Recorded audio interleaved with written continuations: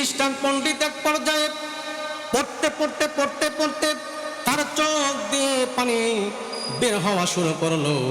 আমার বন্ধুগণ, খ্রিস্টান পণ্ডিত চিন্তা করলেন, জীবনে কত বই পড়লাম, আমার চোখ দিয়ে জীবনে কোনোদিন পানি বের হয় নাই, কিন্তু আল্লাহর এই কোরআনুল কারীম পড়ার পরে আমার চোখ দিয়ে পানি ঝরতেছে। আমার বন্ধুগণ, খ্রিস্টান পণ্ডিতের ঈমান আল্লাহ রাব্বুল আলামিন বৃদ্ধি করে দিলেন। হু হু করে কেঁদে উঠলেন। হু হু করে কেঁদে ওঠার পরে আমার বন্ধুগণ, তার স্ত্রী জাগনা পেয়ে গেল।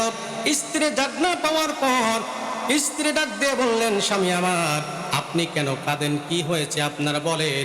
এবার খ্রিস্টান পণ্ডিত ডাক দিয়ে বলতেছেন, স্ত্রীরা শোনো শোনো শোনো, পৃথিবীতে কত বই পড়লাম, এত বই পড়লাম, জীবনে কোনোদিন এত শান্তি লাগে নাই, কিন্তু আল্লাহর কোরআনুল কারীম পড়ার সঙ্গে সঙ্গে আমার ঈমানটা যেন বৃদ্ধি হয়ে গিয়েছে। জোরে বলুন না মারহাবা।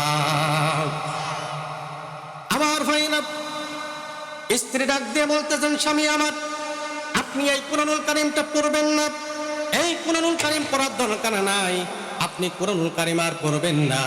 এবার খ্রিস্টান পণ্ডিত ডাক দিয়ে বলতেছেন, স্ত্রীরে, কেন আমি কোরআনুল কারীম পড়ব না? এই কোরআনুল কারীম পড়ে যত মজা পেয়েছে অন্য কোনো বই এত মজা পায় নাই। আমি আগামীকাল সকাল বেলায় কালেমা পড়ে মুসলমান হয়ে যাব। চিৎকার মেরে বলুন সুবহানাল্লাহ।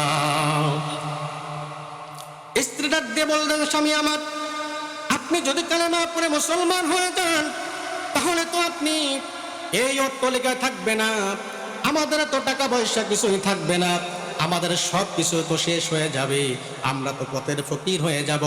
এবারে খ্রিস্টান পণ্ডিত ডাক দিয়ে বলতেছেন, স্ত্রীরে, আমার এই অট্টালিকা দরকার নাই, আমার টাকা পয়সার দরকার নাই, আমার অট্টালিকার দরকার নাই, আমার কোনো কিছুর দরকার নাই, দরকার নাই, আমার দরকারটা হলো ঈমান। আমি কালেমা পড়ে মুসলমান হয়ে যাব।